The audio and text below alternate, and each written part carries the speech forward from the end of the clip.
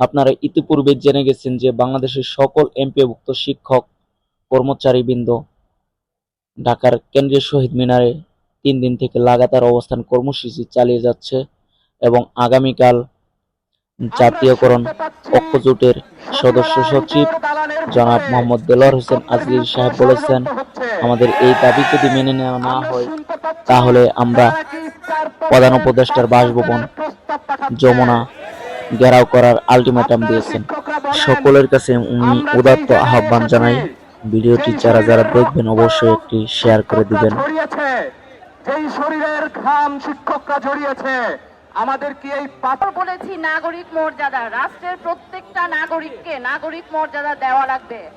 আফসোস যাদের কাছ থেকে আমরা এইসব শব্দ শিখেছি, বৈষম্য বিরোধী যাদের কাছ থেকে আমরা শিখেছি নাগরিক মর্যাদা, সেই আমার শিক্ষকেরা আজকে রাস্তায় শুয়ে থাকে, আজকে পুলিশ দিয়ে তাদের উপর আঘাত করা হয়।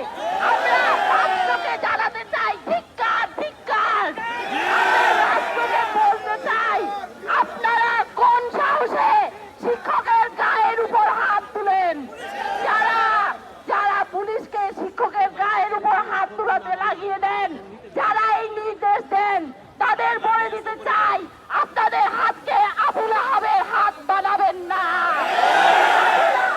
হাত বানায় কেউ টিকে থাকতে পারে নাই, আপনারাও টিকে থাকতে পারবেন না, পারবেন না। আমরা বলেছিলাম আমাদের শিক্ষা কমিশন দেন, আমরা ঐক্যমত্য কমিশনের আলাপে বলেছিলাম আমাদের পুলিশ কমিশনের আলাপ দেন, তারা তো আমাদের দেনই নেই। তারা আরো এই পুলিশ ঠেলে নিয়ে দেয় আমাদের শিক্ষকদের গায়ের উপর হাত তুলতে। কত বড় সাহস এদের! এরা ভুলে যায় এরা চেয়ারে কিভাবে বসেছিল। আমরা শুনতে পাই আপনাদের সচিবালয়ে ঘুরতে হয়, আমরা শুনতে পাই আপনাদের টাকার হিসাব দেখানো হয়, আপনাদের দেখানো হয় 20% বাসা ভাড়ার হিসাব, আপনাদের দেখানো হয় 1500 টাকার মেডিকেল ভাতার হিসাব। হায়রে, আপনাদের এইসব গণনা করতে কে শিখিয়েছে?